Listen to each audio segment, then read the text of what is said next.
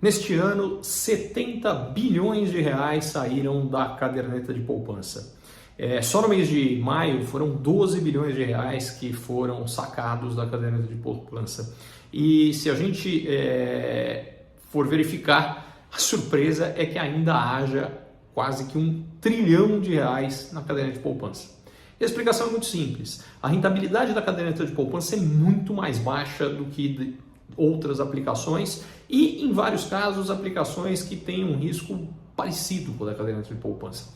Então, o que no fundo devia ser surpresa não é o fato de que os recursos estejam saindo. Nesse ano, diga-se de passagem, dada a fórmula de cálculo da rentabilidade da poupança, isso fica ainda maior, porque o diferencial de taxa de juros entre outras alternativas de investimento em renda fixa é muito maior do que em períodos em que a renda fixa no Brasil estava tendo uma rentabilidade muito mais baixa. Então é natural que isso aconteça e vai continuar. É possível que, à medida que a taxa de juros no Brasil caia, que deve acontecer ainda este ano, e que esse diferencial fique um pouco menor, talvez esse ritmo de saída da caderneta de poupança diminua. Mas ele não vai deixar de acontecer, porque no fundo, como eu dizia, a grande surpresa é que tanta gente ainda deixe tanto dinheiro numa alternativa que, em geral, em grande parte do tempo, tem uma rentabilidade inferior à inflação.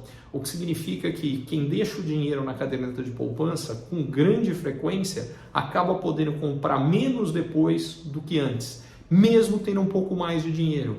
Por exemplo, ele coloca R$1.000 na poupança e digamos que depois de alguns anos ele tem 1.100. Só que para comprar o que ele comprava com R$1.000 antes, ele precisaria, no meu exemplo, de 1.200. Ele ficou com mais dinheiro, mas com menos poder de compra. A poupança, infelizmente, no Brasil, há um bom tempo, não protege adequadamente o poder de compra das pessoas, mais a decisão de postergar consumo. E o que a gente vê é que ela não vem conseguindo fazer isso. Soma-se a isso que grande parte da população brasileira hoje está endividada e sequer consegue poupar. Isso também acaba reforçando esse ponto que eu acabei de colocar.